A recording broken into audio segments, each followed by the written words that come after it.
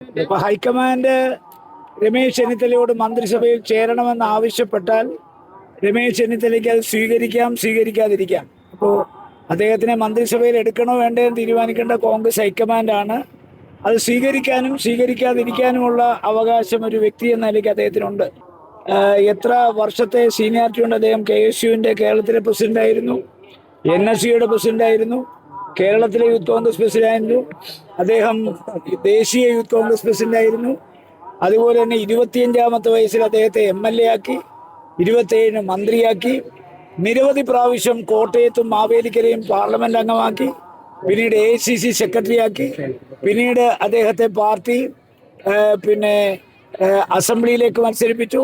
9 വർഷക്കാലം KPC പ്രസിഡന്റായിരുന്നു.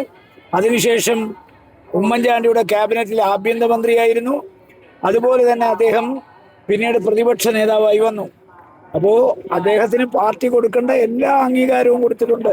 അതിലൊന്നും ആർക്കും ഒരു തർക്കവുമില്ല. അദ്ദേഹത്തിനും തർക്കമുണ്ടാകുമെന്ന് എനിക്ക് തോന്നുന്നു. കോൺഗ്രസ് ഹൈക്കമാൻഡാണ് അദ്ദേഹം മന്ത്രിയാകണോ വേണ്ടോ എന്ന് തീരുമാനിക്കേണ്ടത്. ശ്രീ രാഹുൽ ഗാന്ധി അങ്ങനെ ഒരു തീരുമാനം എടുത്താൽ അദ്ദേഹത്തെ അറിയിക്കും. അത് സ്വീകരിക്കാനും നിരാകരിക്കാനുമുള്ള അവകാശം ഒരു വ്യക്തി എന്ന നിലയ്ക്ക് രമേശ് ചെന്നിത്തലയ്ക്കുണ്ട്.